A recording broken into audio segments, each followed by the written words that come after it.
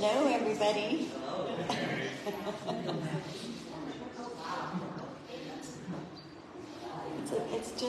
It's one of those easy days where people are just easing in.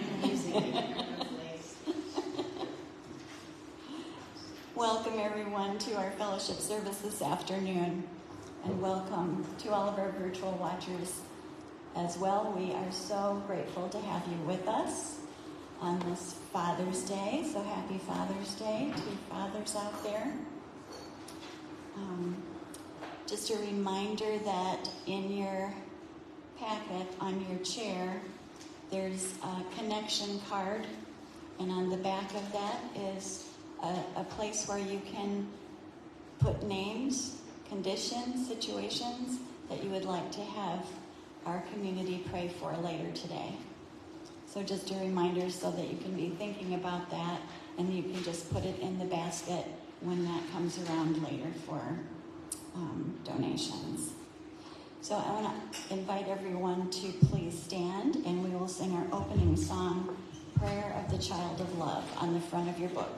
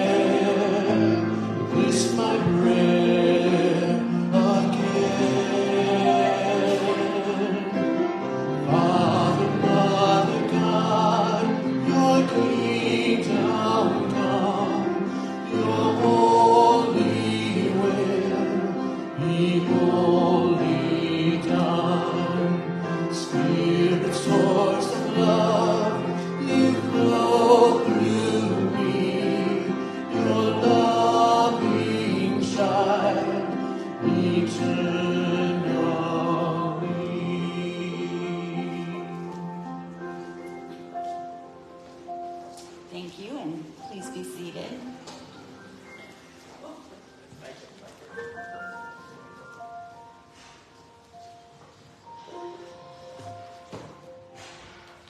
I invite you to close your eyes and just begin to relax.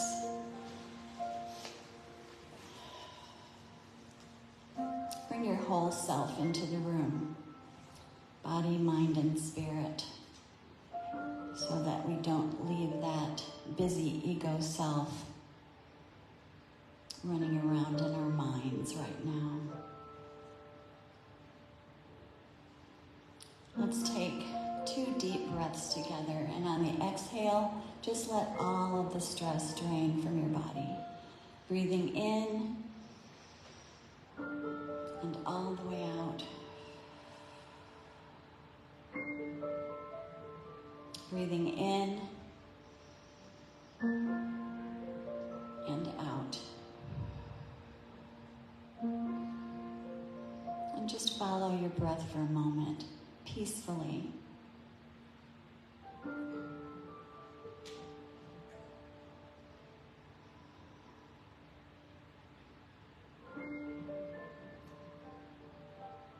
on this day set aside to honor and remember our fathers,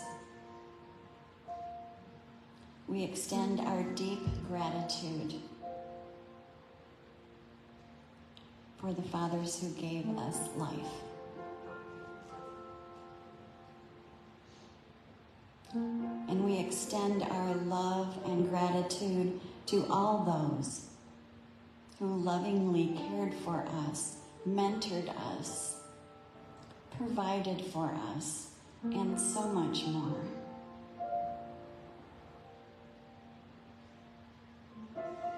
May all fathers and father figures be blessed with patience and wisdom and strength as they care for the children of this planet.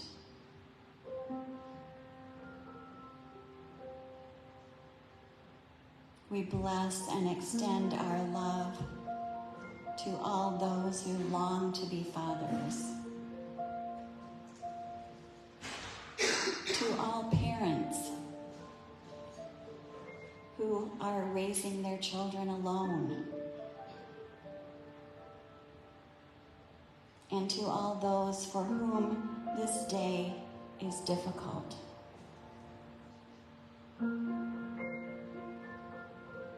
We open our minds and hearts to the many ways that our parent relationships serve us. Whether our experience is wonderful and gentle and loving, or whether it is difficult, or both. We are grateful for their gifts. Learning to love deeper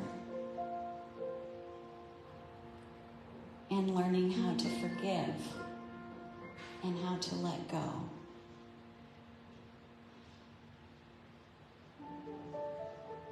We know that all is well, and together we say, and so it is. Thank you so much. We're going to welcome our wonderful Linda Abar now for our first special music.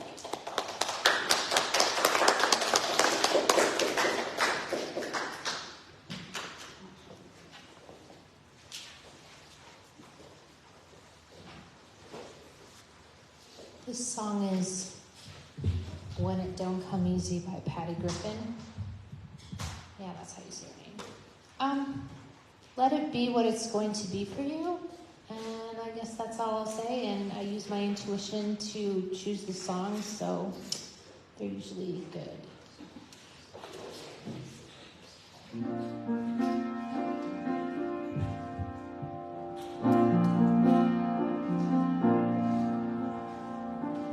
Red lights are flashing on the highway. I wonder if we're gonna ever get home. I wonder if we're gonna ever get home tonight. Everywhere the water's getting rough, your best intentions may not be enough. I wonder if we're gonna ever get home tonight. But if you break down, I'll drive out and find you. If you forget my love, I'll try and remind you. I'll stay by you when it don't come easy, when it don't come easy. I don't know nothing except change will come. Year after year what we do is undone. Time gets moving from a crawl to a run. I wonder if we're gonna ever get home.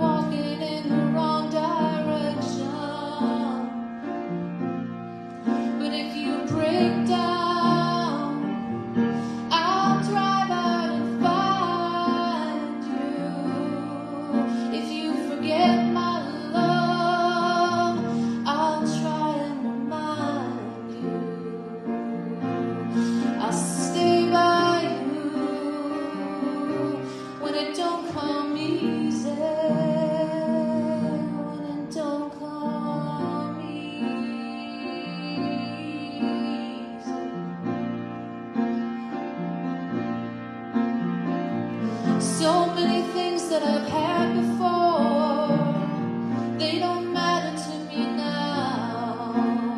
Tonight I cry for the love I've lost and the love I've never found. And when the last bird falls and the last siren sounds,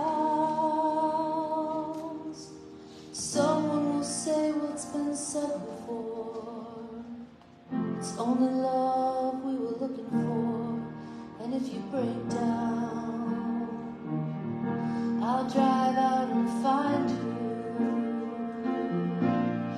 If you forget my love, I'll come and remind you. I'll stay by you when it don't come easy. I'll stay by you when it don't come easy.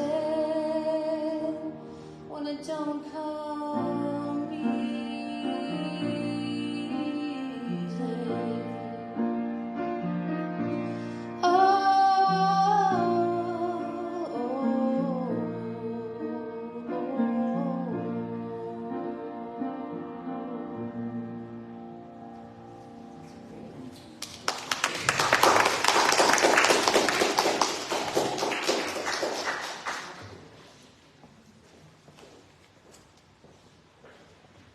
That was beautiful, Linda. Thank you. So we're going to sing another fellowship song together. If you would please stand and turn to page 31, Love One Another.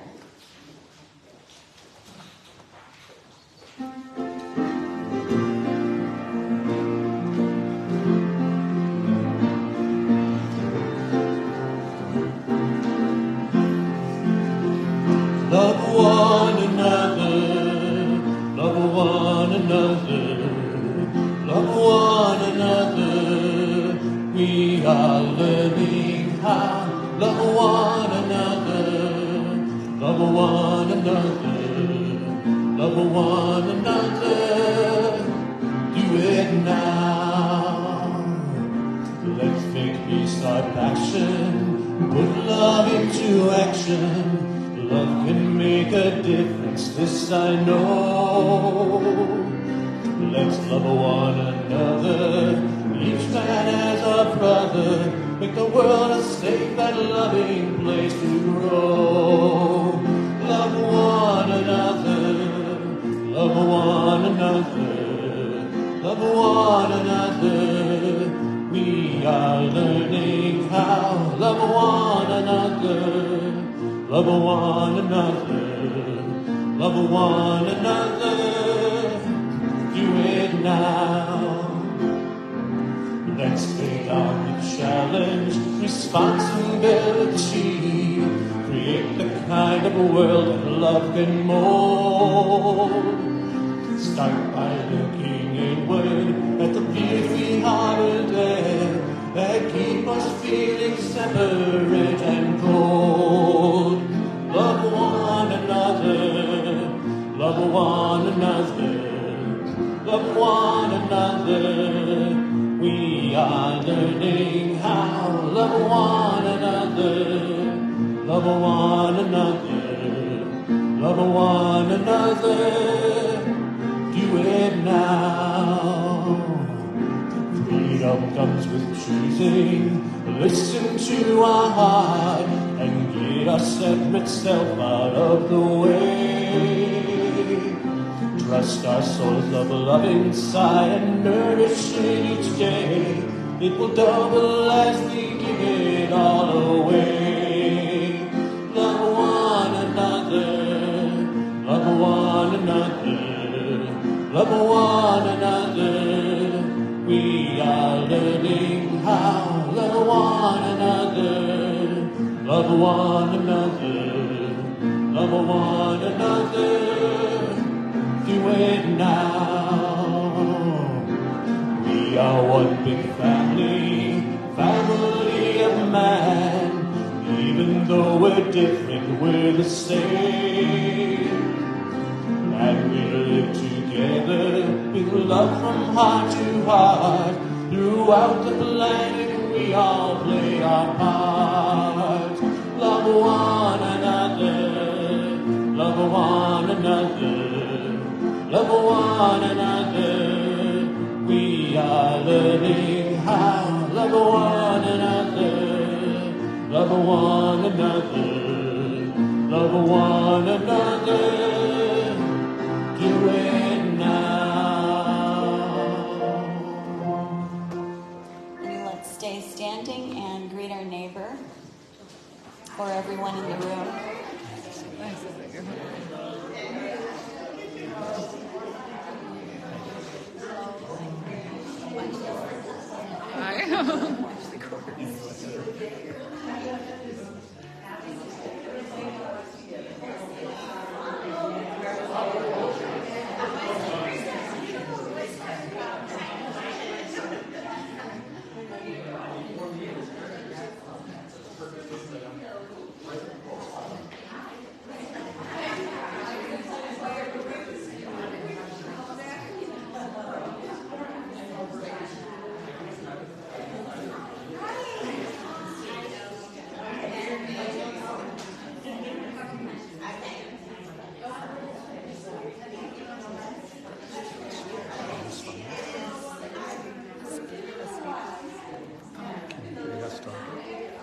Yeah. Well, probably not that. That's yeah.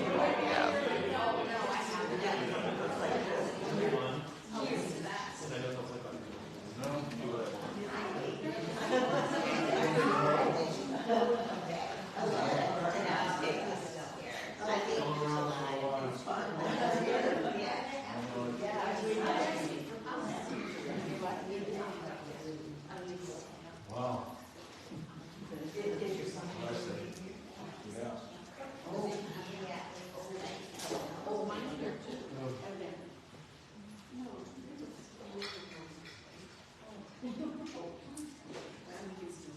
Okay. I always said I would never be the one who said, okay, we have to stop loving each other and sit down. So you just do what you need to do. We are going to welcome our speaker this afternoon, and I know he has an interesting talk prepared for us today. So please welcome Richard Lasso.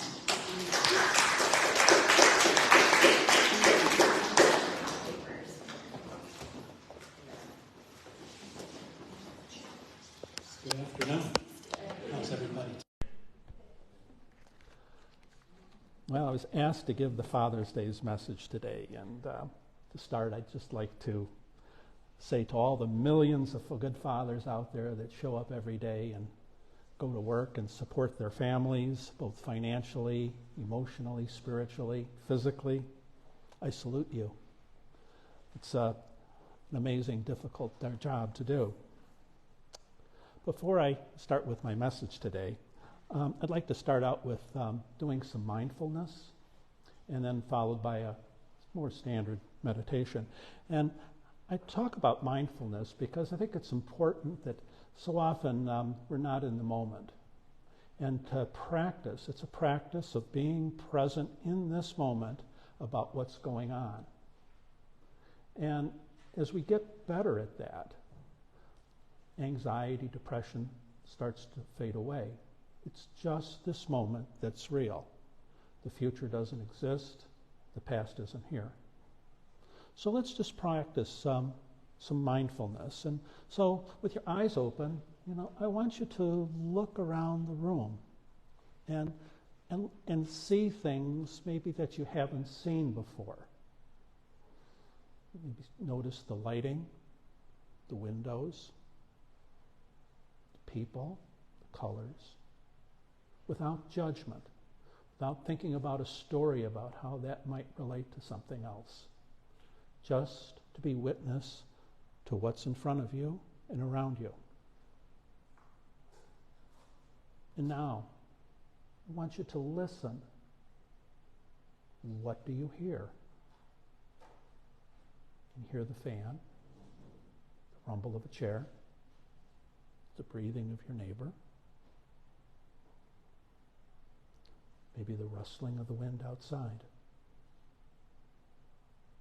Just to be able to listen without judgment. And then to smell and to breathe through your nose. Do you detect a scent? What is it? Maybe you can feel the coolness of the air entering your nose. Just to be fully present with what is.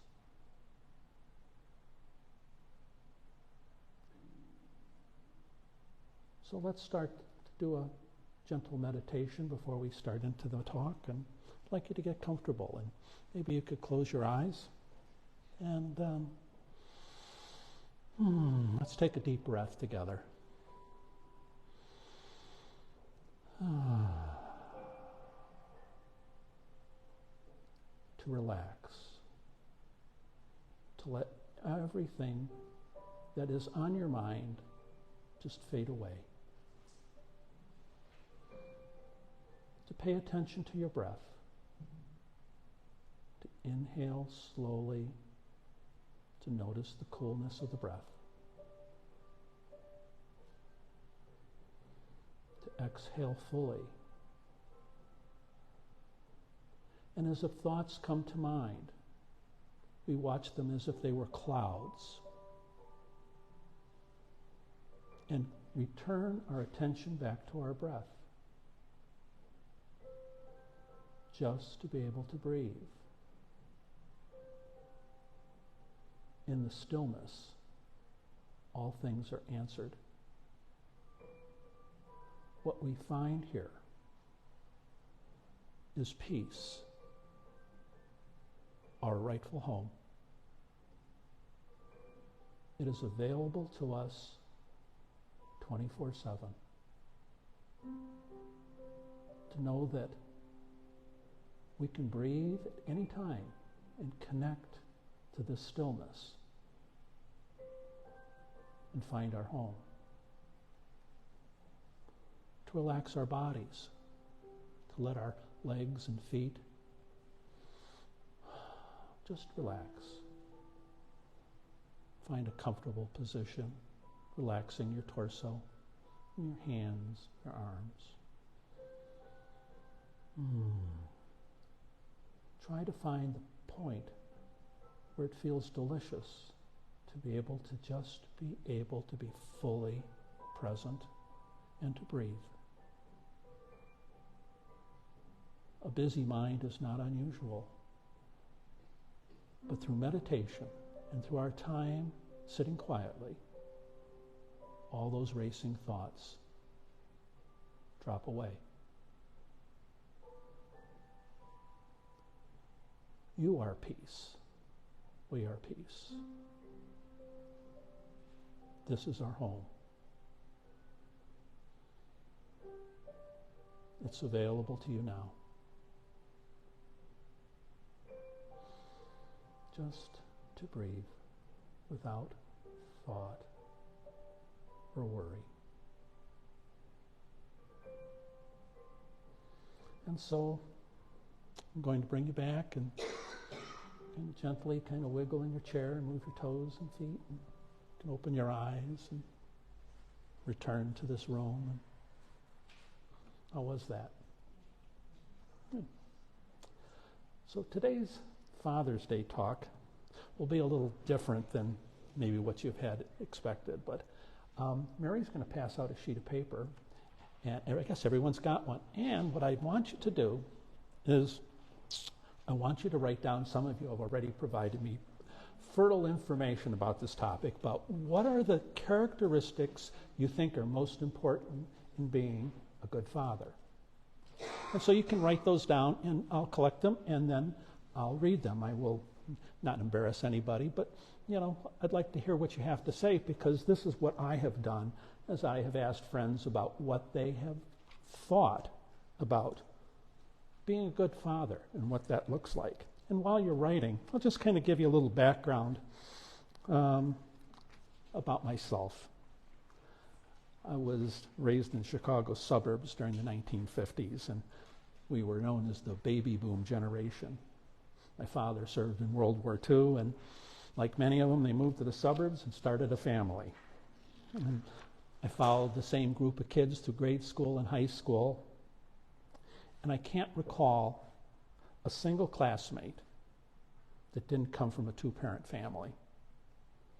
If there was one, it wasn't widely known. I came from a different generation where the media portrayed fathers differently than today, and positively. I was raised with TV shows where Fred McMurray was the patriarch in My Three Sons. Characters like Ward Cleaver from Leave It to Beaver, Jim Anderson from Father Knows Best, Ozzie Nelson from the Ozzie and Harriet Show, and Howard Cunningham from Happy Days were just a few of the positive role models for their children. Television also aired shows like Andy Griffith and Dick Van Dyke, and all the fathers were a little goofy. They took an active role in their son's life. They were a positive influence. Somewhere around the 1970s, things started to change. We were introduced to Archie Bunker and All of the Family. There was a show called One Day at a Time, where it was a fatherless home and mom was raising two teenage daughters without any paternal input. By the time the 1980s rolled around, things had really started to change. We were introduced to Married with Children. That, if you recall, the father, Al Bundy, was a kind of bumbling philanderer caught up in a loveless marriage with a couple of ungrateful children. Then there was movies recently like The Nutty Professor that portrayed the patriarch of the Clump family. Not well. He was an outspoken, mean-spirited old man. And let's not forget the show Shameless. I don't know if any of you watched that. It was about a guy named Frank Gallagher who spent most of his time in a Chicago bar letting his 6 children raise themselves. I don't want to leave the impression that the 1950s and 60s were much. Things were different, but not necessarily better. People stayed in marriages because it was much more difficult to break them apart. My family, my mom and dad, my mom stayed in a loveless marriage for many years. She never finished high school. And she didn't have a high school education, and she couldn't earn enough money to support her family, so she stayed until my father passed in 1970.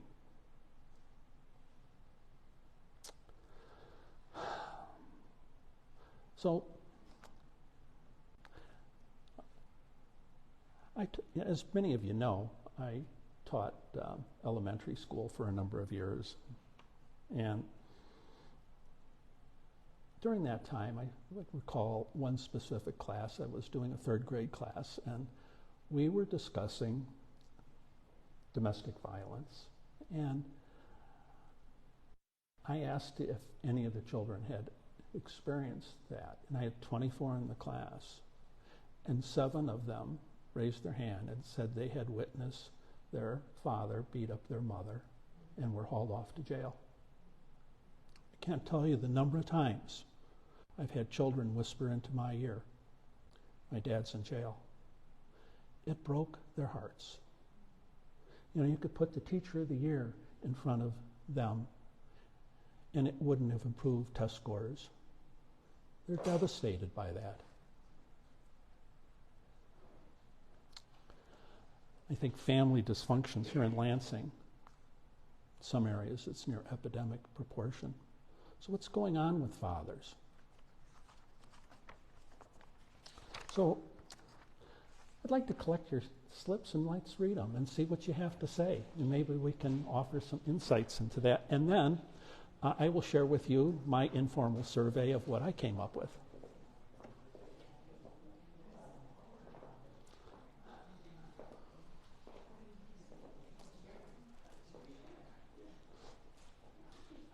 What I did find, though, is that there is Men had much different answers than most women, and I was kind of surprised by that.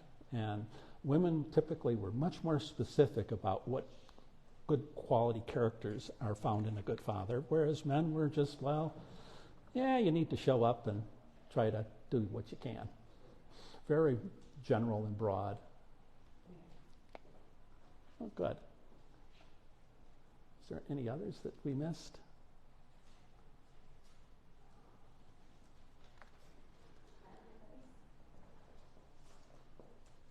Okay. Well, let's see if I can read this. Dad asked how I was. I think that's important, that you ask about how your children are doing. You're willing to listen to them, hear what they have to say. They have feelings too. Accepting, caring, and playful. Very nice. Consistent expression of love.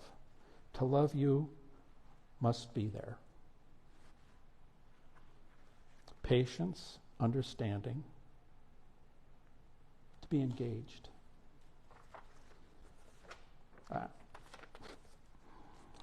Being present, loving, and supportive.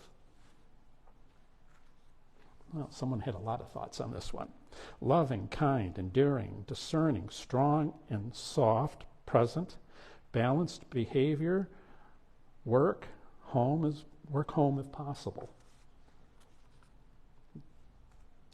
Present, attuned, loving, gentle, patient, kind, playful, safe, secure, curious, and wanting to learn. Wow, I'm getting a lot of thoughts on this. And there seems to be a theme. Love, patience, encouragement, trust, truth. Love of learning. Forgiveness. Curiosity. Sense of humor. Kindness. To be human. A good father is present unless they are in a mean zone, then they are better distant. Yet they still provide support. Anyway, that works for everyone. Okay. Loving and gentle. Qualities that's present, provider, reliable, honoring mothers, logic, sensible, funny, teacher, responsible. Boy, quite interesting. Kind, gentle, loving, present, not disrespectful. Got a lot on this one. Treats his children and their mother with respect and kindness. Knows he has a responsibility to apologize to his children when he is wrong. Recognize and accept responsibility for the something appropriate things that his children say and do. Asking, are they repeating his words and behavior? If so, both need to be changed. Not always true. Teaching, listening, laughing, having fun together. Helpful. Understanding. Make things work. Watching the ball the same. Tell them how to play right and how to play it his way. Lots of different thoughts on it, and so I appreciate all the input that you had. What? Oh, just the characteristics that you would find in a good father. Yeah. So, like I said, I had spent a couple of weeks asking people, all different types of people, about what they had, and I came up with a wide range of things. And some of them are repeated with what you've said. And so I have taken it, and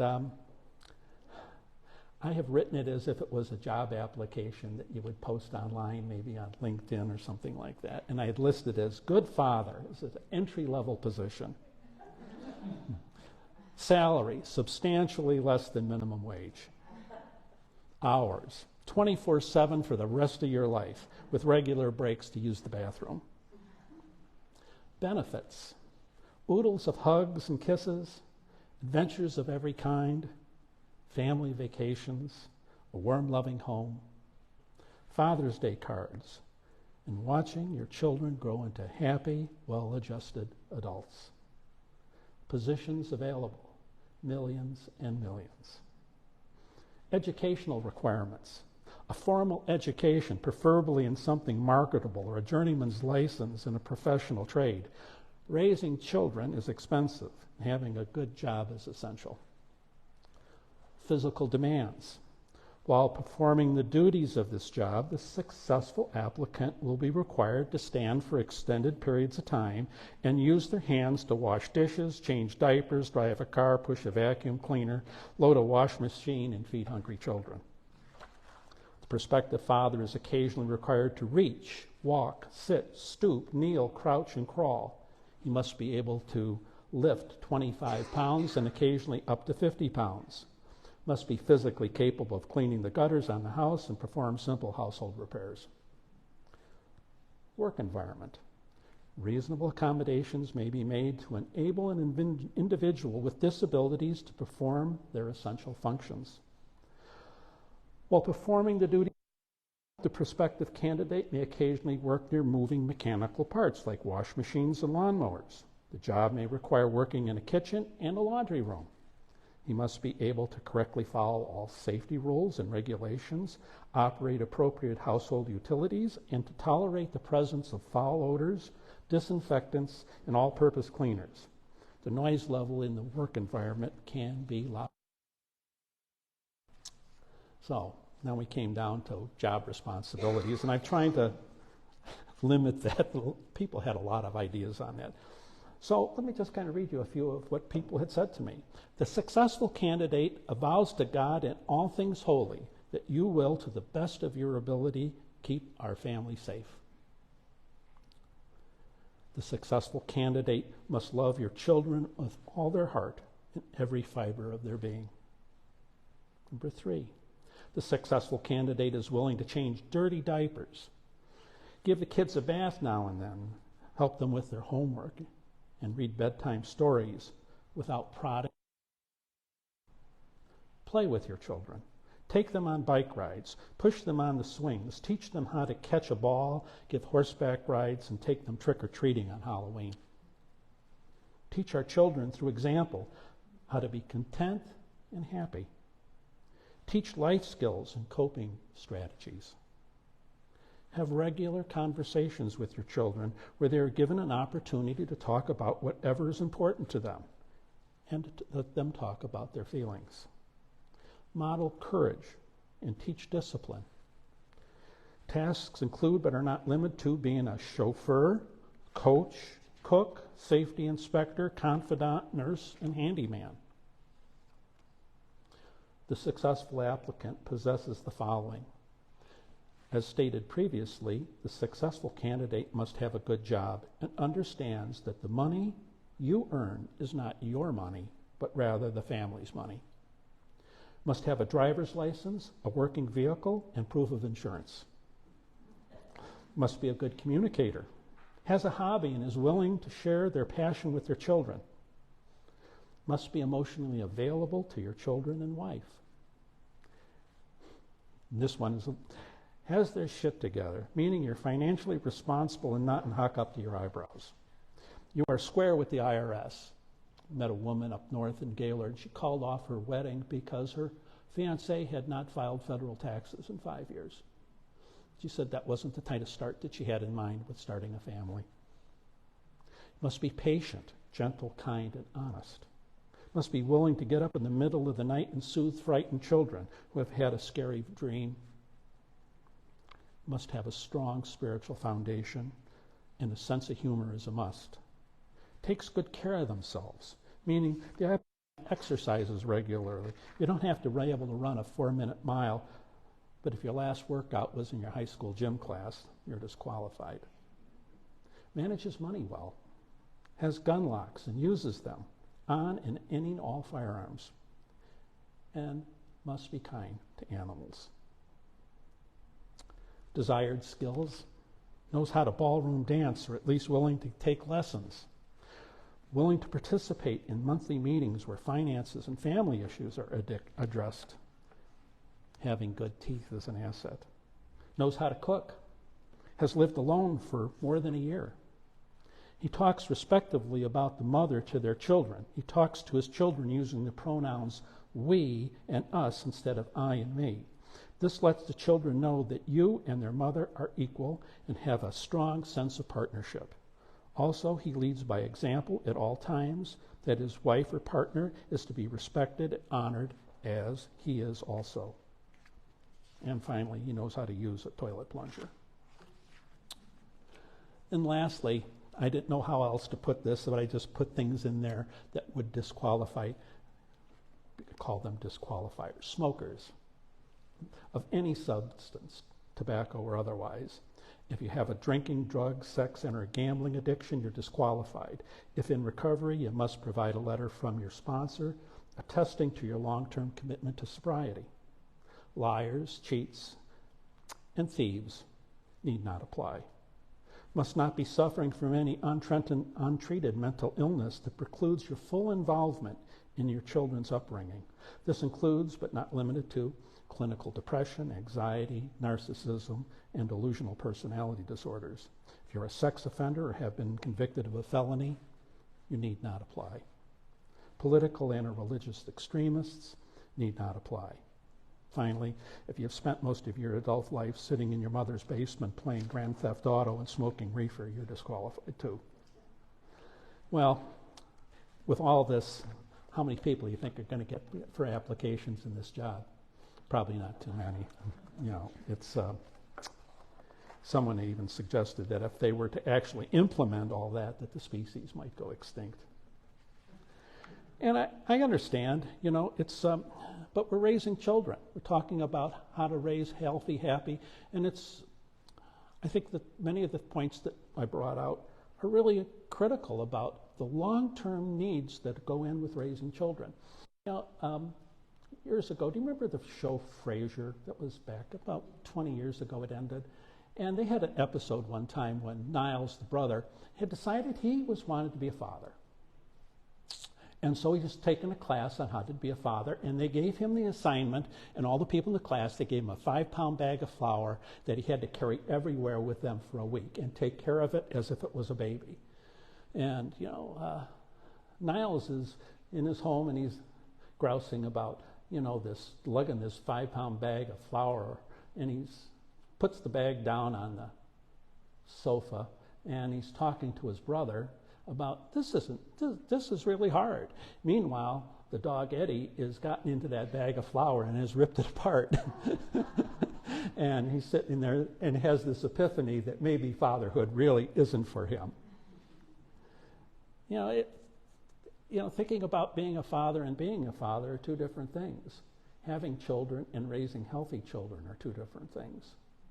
You know, our children need better. They need fathers who will show up. And I don't want to make it sound like there aren't millions of good fathers out there that are doing the right thing. But there are also many that are not. And the children suffer from that.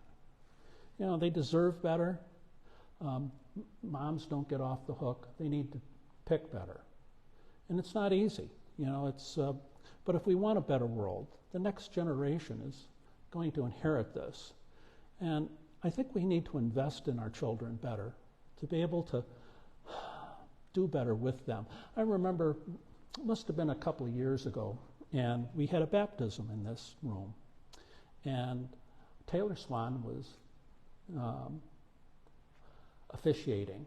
And, you know, he addressed the father and said, not only are you responsible for their physical needs of shelter, food, and all the clothing and all those things, but you are also required to give them your time, attention, and respect.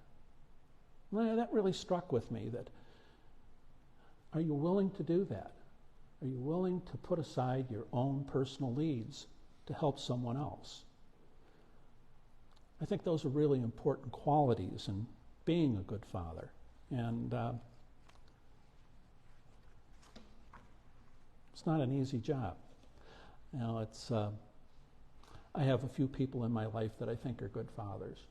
They show up, and sometimes they go to work and they're not particularly pleased about the job that they have, but they understand the commitment that they made to their family, that their commitment was that their happiness wasn't the most important thing in this family, and that they continue to do the right thing. They share their feelings about what's going on with their partner, and they try to raise a family in a healthy way and do the things that are necessary, to see that they get proper health care, to be able to see that they get proper nutrition. And sometimes it's difficult being the disciplined person. I think that's hard for fathers. And yet it's imperative that children have that aspect in their life to be able to grow into something beautiful. I don't have all the answers about being a great father. I think some of the things we talked upon, some of them that you mentioned, I had in my list of things too.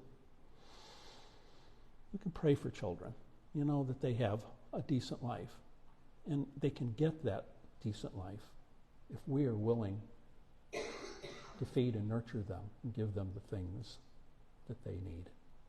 Thank you.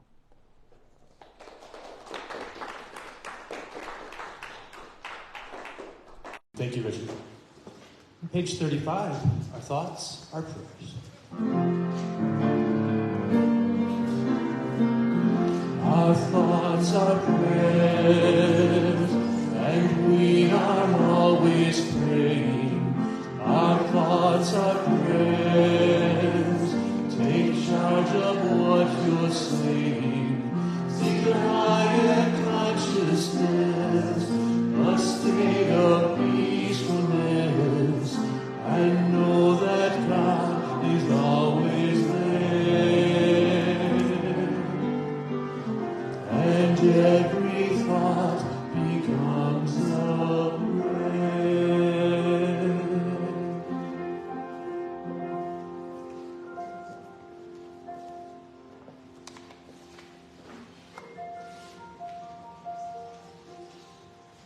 Thank you, Richard.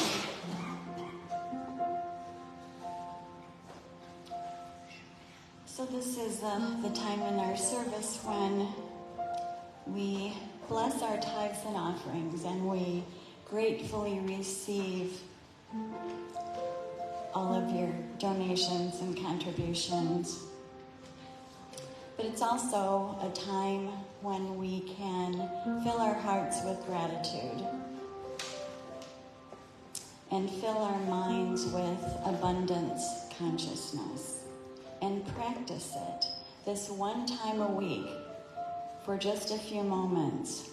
We remind ourselves that we can choose to be a vessel for the flow of this divine energy of abundance. We can work with the flow of divine energy, and then we will always have what we need. Always have enough to share and to spare. So as Julie brings the basket around, please know how grateful we are for your donations here at the fellowship. And I know that many of you donate online, so just hold that donation and contribution in consciousness as you vision a thriving and flourishing fellowship community.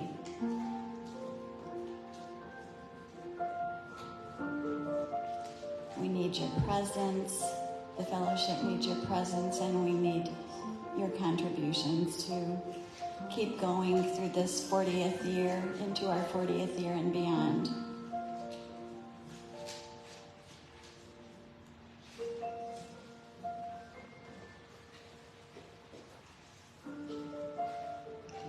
Thanks, Joe. So if you'd like to pull out your bulletin and read the blessing of the tithes and offerings with me. The light of divine love shines eternally blessing and multiplying our tithes and offerings. I joyously give, knowing I always have enough to share and to spare. Thank you so much. And also, please close your eyes one more time as we pray for all of the names in this basket today. People and situations and conditions that we hold in our hearts, knowing the need, feeling the need of those we love.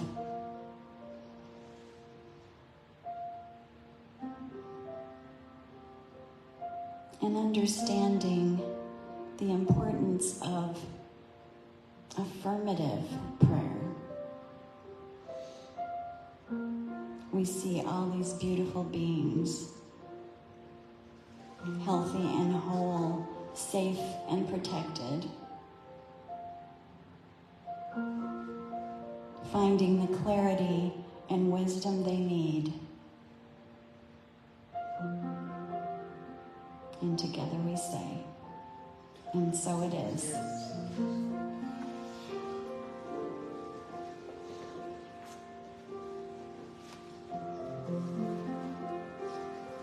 One more song together. I'd like you to please stand and turn to page 42. This is one of my favorites, We Are One Family.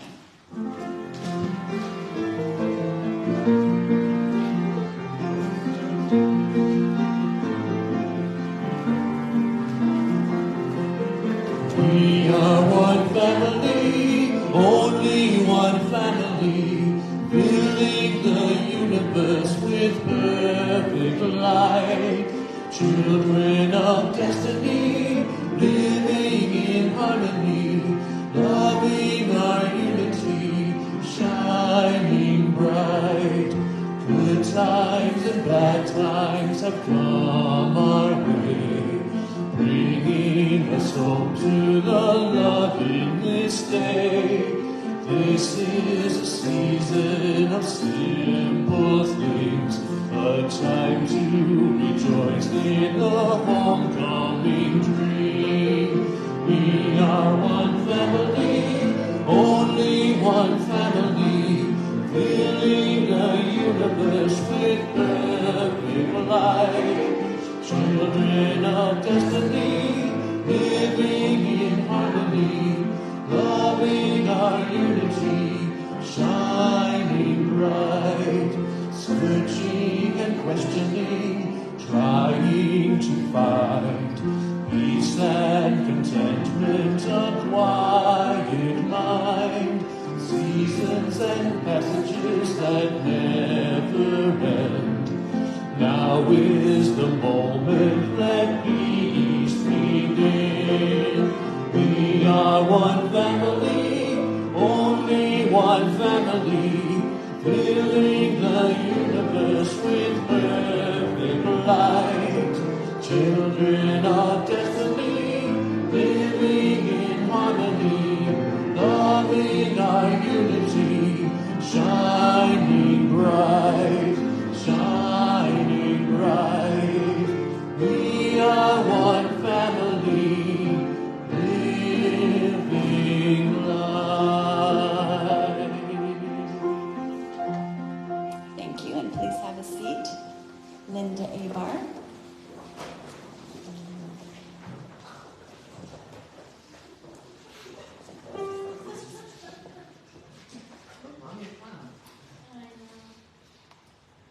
All right. Thank you, Richard and Mary.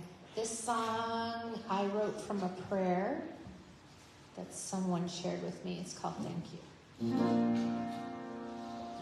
Thank you for what's been given me and what's been taken away. Thank you for all that's come to pass and for what's yet to come. For by losing, I've learned to let go. From what's been given, I've learned to receive. From all that's past, I've learned to trust you. for what tomorrow may bring. Thank you for what's been given me and what's been taken away. Thank you for all that's come to pass and for what's yet to come.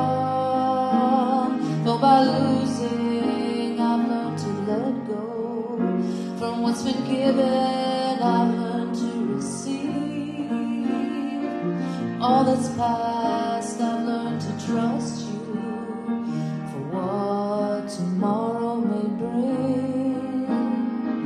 To give me what I need to grow into my next state of being. To grow, it's the nature of healing. To grow.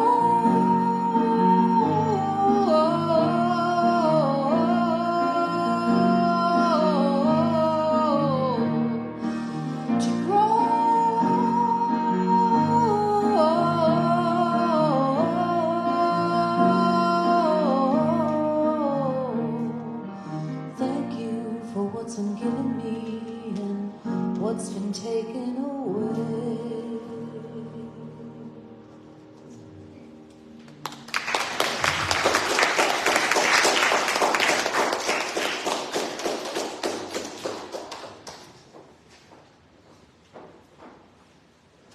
Thank you so much. Thank you.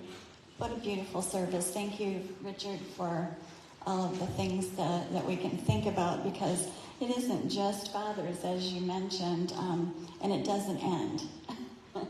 For those of you who have adult children, or you know that the loving never ends, and we all need to be loved. And if you don't have children, then we find people to love, right? It's what we do here at the fellowship. This is our 101 fellowship. Love is the answer, right?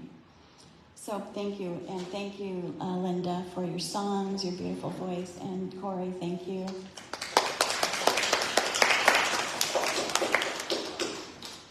Thank you all for being here. Being with us in community is so important, and thank you, virtual watchers.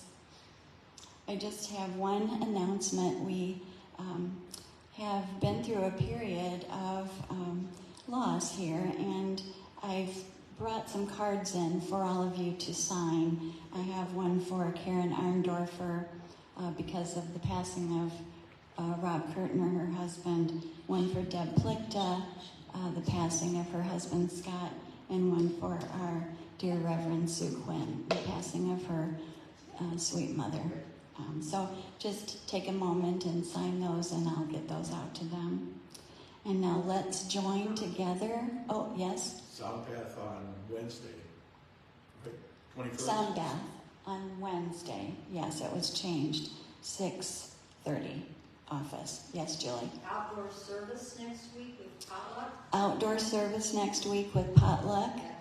And I'm going to need some help with getting these chairs out there. So anybody who's up for doing that, please come a little early, and we can get set up. And bring your dish to share. Anything else, Julie? Monday night healing movements. 6 o'clock at the office. Anything else? Okay, good. Let's make our circle and do our closing blessing.